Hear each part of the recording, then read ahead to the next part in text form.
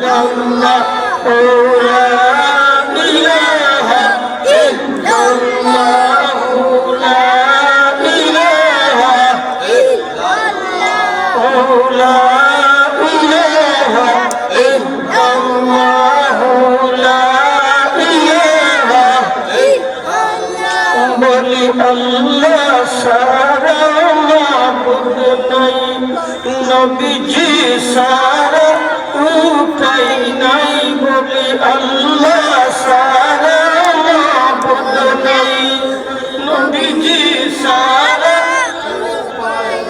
সেই নবীকে পাইতে হইলে সেই নবীকে পাইলে কুরআন সুন্নাহর মাহফিল সাইলা ইলাহা ইল্লাল্লাহ লা ইলাহা ইল্লাল্লাহ লা ইলাহা ইল্লাল্লাহ লা ইলাহা ইল্লাল্লাহ লা ইলাহা ইল্লাল্লাহ বলি বহু দূরে মদিনা আমরা কেমনে যাব জানি না বলি বহু দূরে মদিনা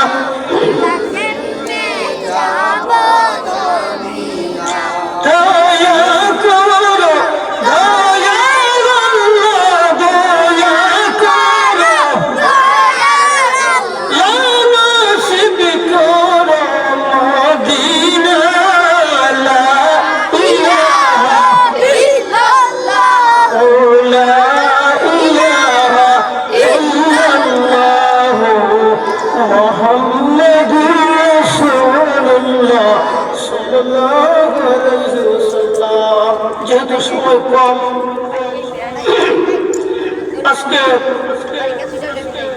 মধ্যম রাজনগর পূর্বপাড়া বাইতুল জামে মসজিদের উদ্যোগে ইসলামী মহাচুক্তি সম্মেলন সম্মানিত সভাপতি সাহেব জনাব হাজী মোহাম্মদ শরীফুল ইসলাম সাহেব, জনাব মোহাম্মদ দুলাল মিয়া সাহেব, আজকের মাহফিলের প্রধান অতিথি হযরত মাওলানা হাফিজ রায়হান জালালী আশিকি সাহেব, প্রধান বক্তা হিসেবে তিনি আগমন করবেন হযরত মাওলানা শরীফুল জাহান কাদরী সাহেব, হযরত মাওলানা হুসাইন আহমদ আত-তাহিরি সাহেব। আজকের মাহফিলে হযরত মাওলানা মুজিবুর রহমান সাহেব, হযরত মাওলানা ইউসুফ আলী সাহেব, হযরত মাওলানা সুলতান আহমেদ শিকদার সাহেব, আরো মঞ্চবস্থিত হযরত সম্মানিত উলামায়ে কেরাম, মুরব্বিয়ানে আযম, আমার যুবক ভাইরা, পর্দার আড়ালের অন্তর স্থল থেকে আমার ভাই বোনেরা, সবাইকে আমি আবার সালাম দিচ্ছি। আসসালামু আলাইকুম ওয়া রাহমাতুল্লাহি ওয়া বারাকাতুহু। সর্বপ্রথম সেই মহান আল্লাহ পাক রব্বুল আলামিনের দরবারে অসংখ্য শুকরিয়া, যিনি আজকে কোরআন সুন্নাহর মাহফিলে আসা এবং বসার তৌফিক দিয়েছেন। আমরা শুকর বলি আলহামদুলিল্লাহ। আমাদেরকে দ্বীনি মাহফিলে, কোরআন সুন্নাহর মাহফিলে নবীজির বাগানে আসা এবং বসার মতো তৌফিক কে দিয়েছেন? আল্লাহ। লা হাওলা ওয়ালা কুওয়াতা ইল্লা বিল্লাহ। আল্লাহ সুবহানাহু ওয়া তাআলা দয়া ব্যতীত কোনো মানুষ নেক আমল করতে পারে না। আল্লাহ তাআলার সাহায্য ব্যতীত কোনো মানুষ গুনাহ থেকে বাঁচতে পারে না। আজকে যে মাহফিলে আসা এবং বসার তৌফিক দিয়েছেন, এই তৌফিকটা দিয়েছেন আমার আল্লাহ। তাই আমরা আবার শুকরিয়া আদায় করে নেই আলহামদুলিল্লাহ। আল্লাহ পাক রব্বুল আলামিন আমাদেরকে, আপনাদেরকে, সবাইকে যেই মাহফিলে আসা এবং বসার তৌফিক দিয়েছেন, কোরআন সুন্নাতের মাহফিল, আল্লাহ পাকের দরবারে অসংখ্য শুকরিয়া আদায় করে নেওয়ার জন্য, যিনি আমাদেরকে মুসলমান হিসেবে এই পৃথিবীতে মুহাম্মদ মুস্তাফা সাল্লাল্লাহু আলাইহি ওয়াসাল্লামের উম্মত হিসেবে আমাদেরকে দুনিয়াতে পাঠিয়েছেন। আমরা আরো জোরে করতে বলি আলহামদুলিল্লাহ। এমন ধর্মে বাজান আমাদেরকে আল্লাহ পাক দিয়েছেন, যেই ধর্মের নাম হল ইসলাম। যেই ধর্মে আল্লাহ পাক 106 খানা কিতাব প্রদান করে, যে কোরআন শরীফ সর্বশ্রেষ্ঠ কিতাব আমাদের নবীর উপরে নাজিল করে, আমাদের কিতাব কোরআন হিসেবে নাজিল করে দিয়েছেন। এই জন্য আল্লাহ পাকের দরবারে আমরা আরেকটু শুকরিয়া আদায় করি, আলহামদুলিল্লাহ। এই পৃথিবীতে 1,24,000 পয়গম্বর মুখান্তরে 2,24,000 যত নবী রাসূল এসেছেন, এর মাধ্যমে যিনি সর্বশ্রেষ্ঠ নবী, খাতামুন নবীন, ইমামুল মুরসালিন, রাহমাতুল লিল আলামিন, আল্লাহ পাক যিনি শাফায়াতের কান্ডারি ঘোষণা দিয়েছেন, ওই নবীর উম্মত হিসেবে যেন আল্লাহ পাক আমাদেরকে প্রেরণ করেছেন, আলহামদুলিল্লাহ। তো আমরা এই কোরআন সুন্নাতের মাহফিলে এসেছি। তো সংক্ষেপে কয়েকটি কথা বলবো, ভূমিকা বেশি বলবো না, কারণ আমরা যেই মাসে আছি এই মাসের নাম হলো পবিত্র শাবান। শাবান মাসের পরে পবিত্র রজব মাস, তারপরে রমজান, শাবানের পরে রমজান আসতেছে আমাদের কাছে। এই যে রমজান মাস, কোন কোন মানুষ রমজানের কথা শুনলে আমরা বলি আইতাছে রে, এক মাস রোজা দেওয়া লাগবে না ভাইয়া, বলে কি বলি না, অনেকে লাগে দেখা পারবা। একদিন আমি শুনতেছি একদম লোক বলতেছে, এই যে রমজান আইতাছে, একটা মাস উপাস থেকে একদম আছে রোজা রাখবো, এই যে দেহটারে কষ্ট দিব, এই জবাব দিয়ে হারমোনিয়ামের কাছে বলি নাউজুবিল্লাহ। তাহলে কি রমজানের পক্ষে কথা বলেছে? আল্লাহ পাক কি মাহে রমজান দিয়েছেন কি উপাস থাকার জন্য? আল্লাহ রাসূল সাল্লাল্লাহু আলাইহি ওয়াসাল্লাম মেরাজ শরীফ থেকে আসার সময় বিদায় যে সময় নেবেন, তখন আল্লাহ রাসূল বলেছিলেন, হে পরওয়ারদিগারে আলম, আমি তো আপনার নবী হিসেবে, আপনার রাসূল হিসেবে আমাকে আপনার বাড়িতে নিয়ে এসেছেন, তো ভবনে মেরাজ করিয়েছেন, আমি তো নবী হিসেবে আপনাকে দেখলাম, কিন্তু আমার দুনিয়ার উম্মতগণ তো আপনাকে দেখলো না। এই আলোচনাটা আল্লাহ পাকের দরবারে আমাদের নবী বলেছিলেন, বলে সুবহানাল্লাহ। আমার নবী তার রাসূলের সামনে নেওয়ার জন্য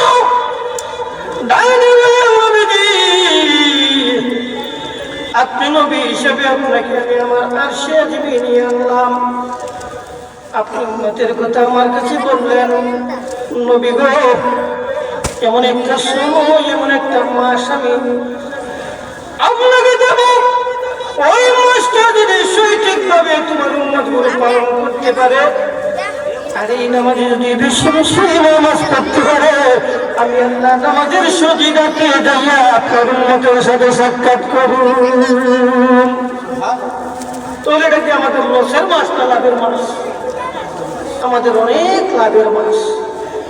এই জন্য আল্লাহ পাক বলতেছেন, ইয়া আইয়ুহাল্লাযীনা আমানু কুতিবা আলাইকুমুস সিয়াম। আল্লাহ পাক তার বান্দাদেরকে ডেকে বলতেছেন, ইয়া আইয়ুহাল্লাযীনা আমানু, আমরা যারা আল্লাহর উপর ঈমান এনেছি, আল্লাহর রাসূলের উপর ঈমান এনেছি, আল্লাহ পাক সেই মানুষগুলোকে সম্বোধন করে বলতেছেন, ইয়া আইয়ুহাল্লাযীনা আমানু, হে ঈমানদারগণ, তোমাদেরকে আমি আল্লাহ পাক একটা সুসংবাদ দিচ্ছি, আমি একটা মেসেজ দিচ্ছি, একটা অফার দিচ্ছি, যদি এই অফারটা তোমরা গ্রহণ করতে পারো, রিসিভ করতে পারো, আমি আল্লাহ পাক রব্বুল আলামিন তোমাদের প্রতি রাজি এবং খুশি হয়ে যাব, বলি সুবহানাল্লাহ। দেখেন তো মোবাইলে মেসেজ করলে আমরা কত ভাবি, ঠিক না হুজুর? কিন্তু আল্লাহ পাক যে আমাদেরকে মেসেজ দিচ্ছেন, এর কোনো খবর আমাদের কাছে নাই। আল্লাহ বলতেছেন, শুনো, আমানতু বিল্লাহি ওয়া মালাইকা, যারা আমি আল্লাহর উপর ঈমান এনেছো, আমার রাসূলের উপর ঈমান এনেছো, আমার কিতাবের উপর ঈমান এনেছো, মৃত্যুর উপর ঈমান এনেছ, আবার কেন দুনিয়ার থেকে যাওয়ার পরে আবার জীবিত হবে তার উপর ঈমান এনেছ। এই ঈমান আনার কারণে আমি আল্লাহ পাক রব্বুল আলামিন খুশি হয়ে তোমাদেরকে এমন একটি মেসেজ দিচ্ছি, কুতিবা আলাইকুমুস সিয়াম, ওই সিয়াম যদি তোমরা সাধন করতে পারো, ওই রোজা যদি রাখতে পারো, আমি আল্লাহ পাক রব্বুল আলামিন তোমাদেরকে জান্নাতি হিসেবে গ্রহণ করব। বলি সুবহানাল্লাহ। আল্লাহ পাক বলতেছেন, কামা কুতিবা আলাল্লাযীনা মিন ক্বাবলিকুম লাআল্লাকুম তাত্তাকুন।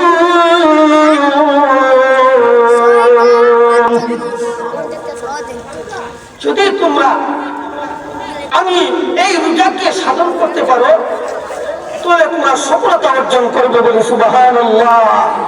এখন সফলতা কি? আল্লাহ রাসূল সাল্লাল্লাহু আলাইহি ওয়াসাল্লাম বলেন, সিয়াম শব্দের অর্থ হলো তোমার জন্মের পর থেকে এই পর্যন্ত যতগুলো বয়স হয়েছে ওই বয়সের ভিতরে জান্না না জান্না, বুঝা না বুঝা, ইচ্ছা অনিচ্ছা, জাহিরি বাতিনি, সগীরা কবিরা ইত্যাদি যতই ধরনের গুনাহ করে তোমার এই বডিটাকে গুনাহে জর্জরিত করে ফেলেছ, সমস্ত গুনাহগুলোকে একেবারে জ্বালায়া পুড়ায়া ছাড়খাড় করে তোমাকে নিষ্পাপ করে দেওয়ার জন্য আল্লাহ পাক তোমাকে সিয়াম সাধন করার জন্য নির্দেশ দিয়েছে। তো এটা কি আমাদের জন্য লাভ না লস? লাভ না, আমাদের জন্য কত লাভ। আল্লাহ নবী বলেছেন, শুনো, আসসিয়ামু জুন্নাতুন মিনান নার। আছে না হাদিস শরীফ, আসসিয়ামু জুন্নাতুন মিনান নার। রোজা হলো জাহান্নাম থেকে, দুজক থেকে মুক্তির ডাল স্বরূপ। সুবহানাল্লাহ বলি। কেমনি ডাল স্বরূপ হয়ে গেল? আপনি আমি যদি কোন জায়গায় কোন কারণবশতে এক গ্রাম থেকে আরেক গ্রামে মারামারি করে না, মারামারি যদি করে তাহলে খালি হাতে দূর করে একটা অস্ত্র নেওয়া যায়, হয়তো দাও নেওয়া যায়, আর নাহলে ঠেকা নেওয়া যায়, নাহলে বলম নেওয়া যায়, নাহলে সুলফি নেওয়া যায়। কারণ এগুলো যদি না নেওয়া যায় তাহলে বিকল্প পার্টি আমাকে একেবারে ঘায়লা করে ফেলবে, মেরে ফেলবে, আঘাত করে ফেলবে। তার ওই আঘাত থেকে বাঁচতে গেলে আমারও অস্ত্র নিয়ে যেতে হবে, ঠিক না বেটি?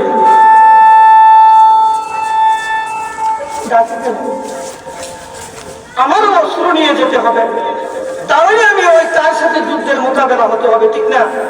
এখন যদি মনে করেন কোন রাষ্ট্রের সাথে যদি যুদ্ধের মোকাবিলা হয় তাহলে পরবর্তী রাষ্ট্রের যদি বিমান থাকে তাহলে আমার রাষ্ট্রের বিমানের প্রয়োজন, তার যদি হেলিকপ্টার থাকে আমারও হেলিকপ্টারের প্রয়োজন, তার যদি এখান বোমা থাকে আমারও বোমার প্রয়োজন, তার যদি বন্দুক থাকে আমারও বন্দুকের প্রয়োজন। তাহলে সে আমার বঠার দিয়ে প্রবেশ করে বলবে, ঠিক না বেটি? বাঁচতে পারবো না। এই জন্য শুনো,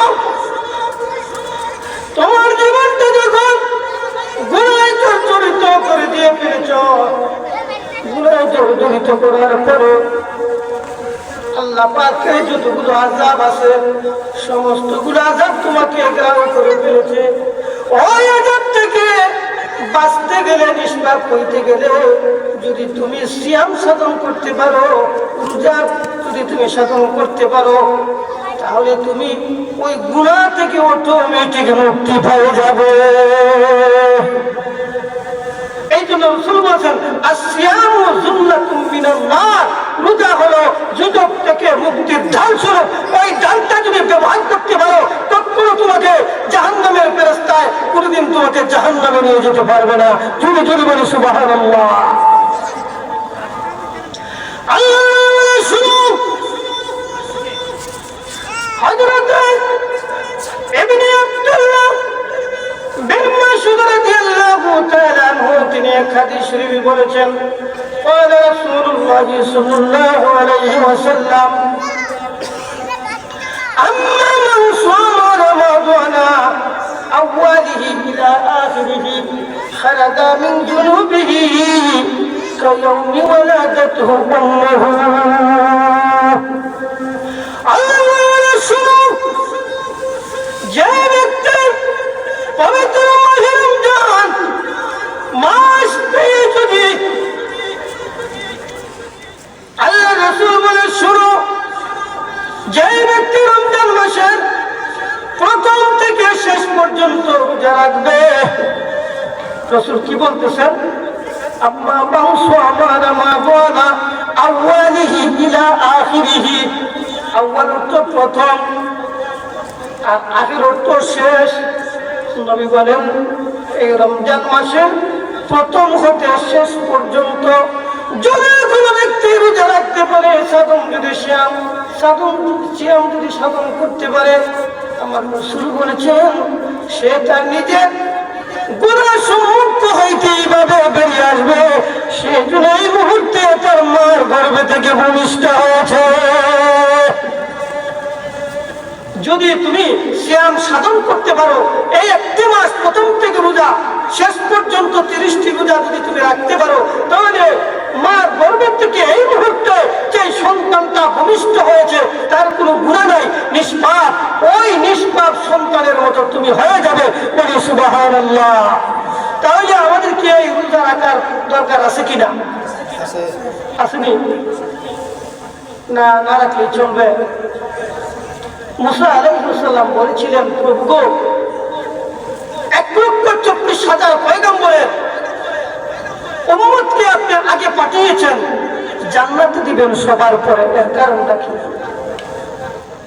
তাদের থেকে 3 গুণ বেশি আমল করবে আমার মুহাম্মদ মুস্তাফা সাল্লাল্লাহু আলাইহি ওয়াসাল্লামের উম্মতগণ। বলি সুবহানাল্লাহ।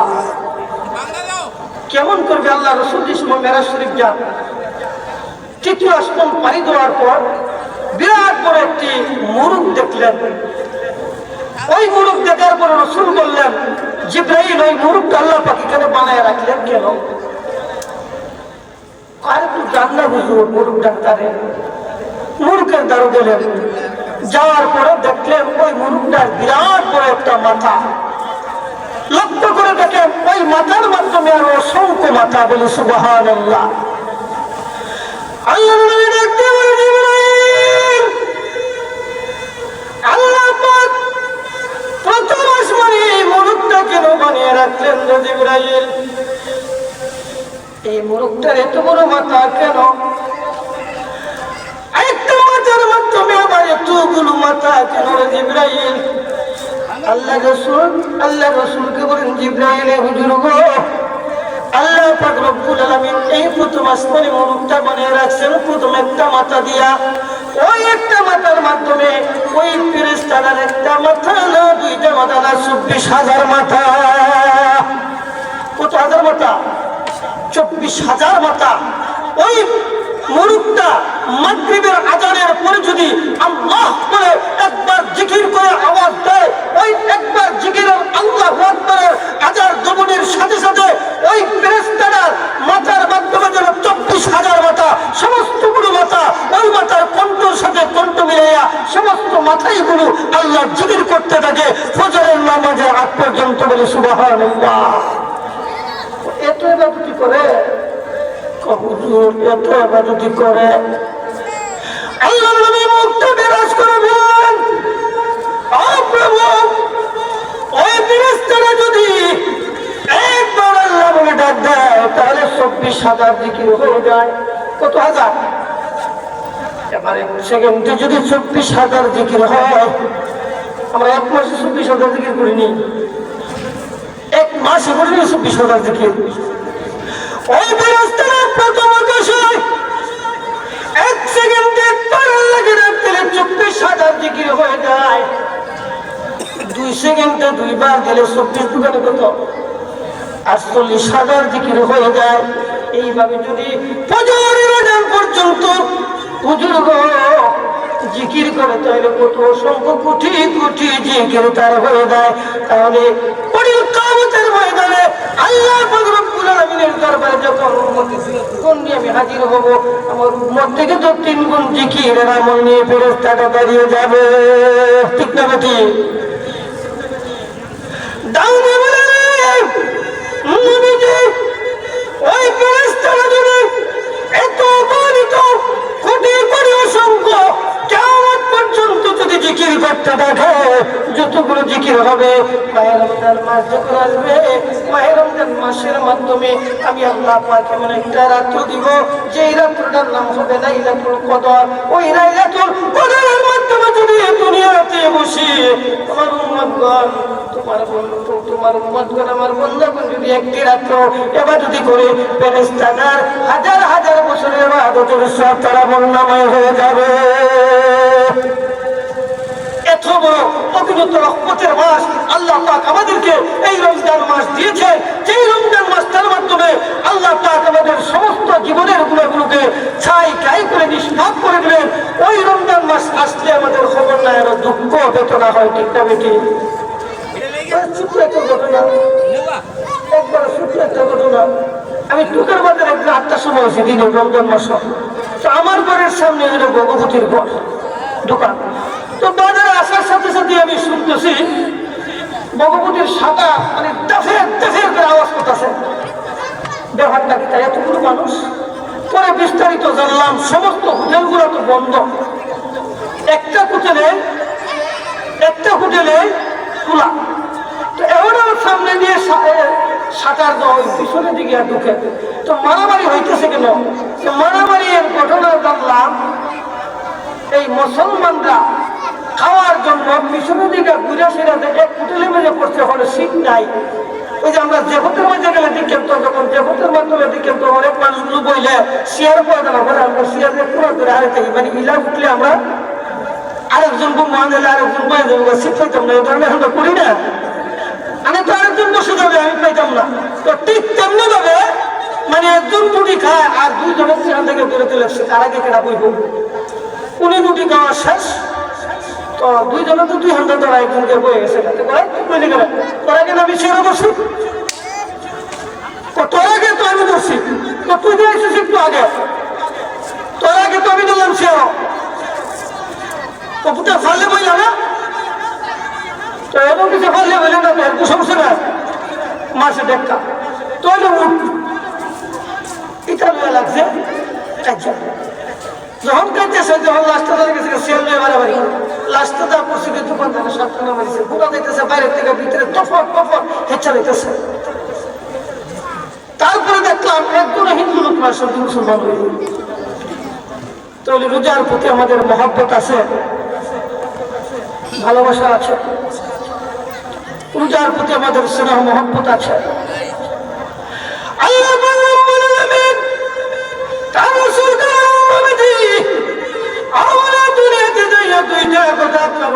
জানিয়ে দিবেন,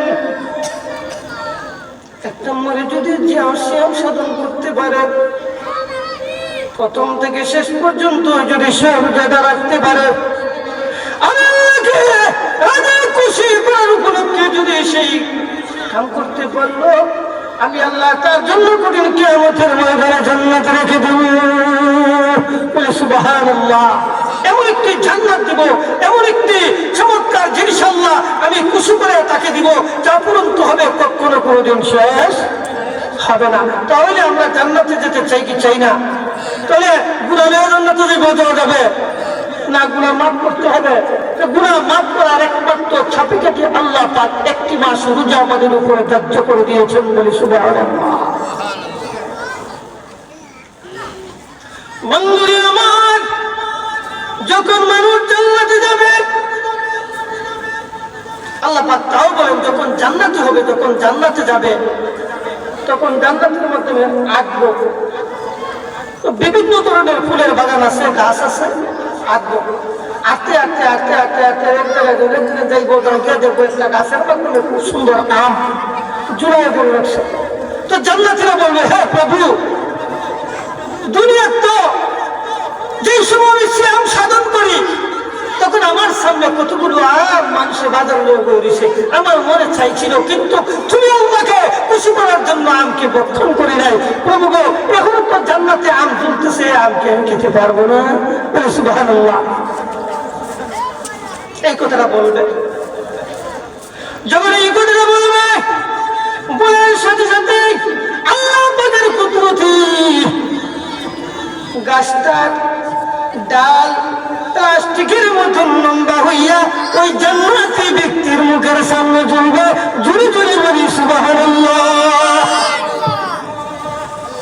আমরা দুনিয়ার আম পাড়তে গেলে কুটান আন্দালে মই আন এরপরে গাছে উঠি, কিন্তু জান্নাতি যারা হবে যখন বলবে আল্লাহ আমরা খাইতাম গাছটার আমটা একবারে মুখ খাইয়ে ঝুলবে, তোমার যতক্ষণ মনে চায় টিপকি মিঠাই খাও, কোনো বাধা নাই।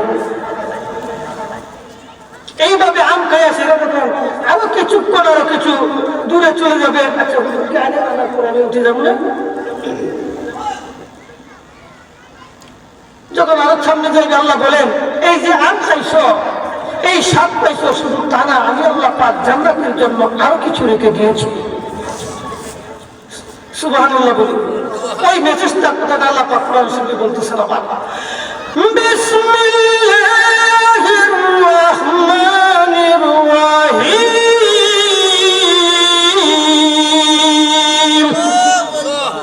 ওয়া ফুলুসিন মারফুআ,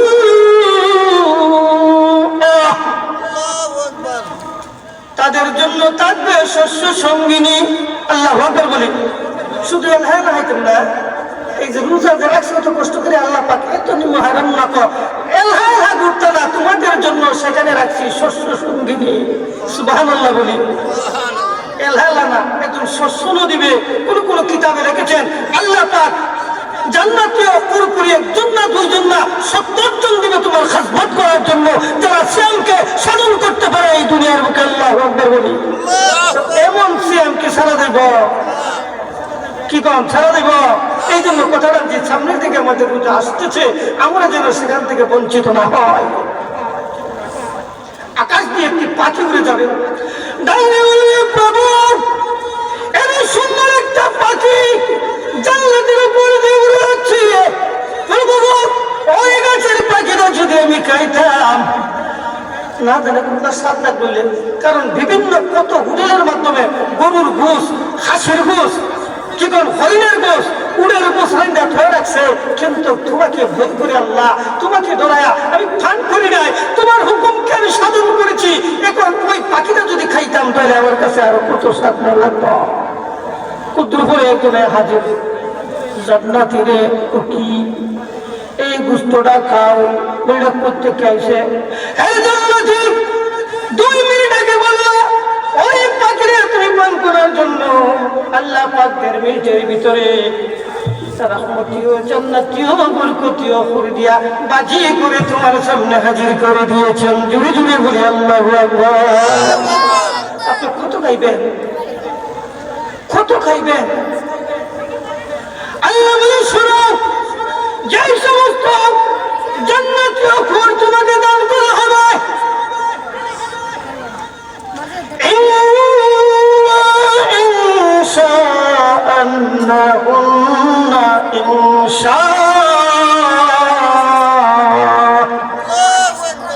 আল্লাহ বলে শোনো, এমন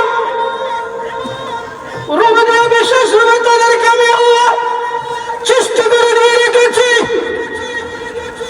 এত সুন্দর এত রূপ দেয়া সৃষ্টি করে আল্লাহ পাক রেখে দিয়েছেন। এই সুন্দরীগুলোকে আল্লাহ পাক বলেন, ওই সুন্দরের বর্ণনার দিকে ইমাম গাজ্জালী রহমাতুল্লাহ আলাইহি তিনি শহীদত্ব মারিফতের একটি গোপন বিধান কিতাব আছে, ওই কিতাবটার মাধ্যমে তিনি লিখেছেন জান্নাতীরা বলবে প্রভু গো এত সুন্দরী আল্লাহ তুমি পুরোপুরি রেখে দিয়েছো, এগুলো যদি একবার দেখতাম না জানি কেমন লাগবে। বলি সুবহানাল্লাহ। আল্লাহ বলবেন দেখতাম, বলে হ্যাঁ। একটা আয়োজন করবেন এই ধরনের সমাবেশ পরে, একটা টেস্ট করবেন, একটা পর্দা রেখে দিবেন, কিছুক্ষণ পরে পর্দাটা কিছুক্ষণ আল্লাহ পাক উঠাবেন, সমস্ত জান্নাতীয় মানুষগুলো ওই জান্নাতীয় ফুলের দিকে তাকায় থাকবো। আর ওই সুন্দরীরা থাকবে 70 নম্বর সুন্দরী। তাহলে 1 নম্বরটা কি মনিব, 2 নম্বর থেকে মনিব কার জন্য রেখে দিয়েছেন?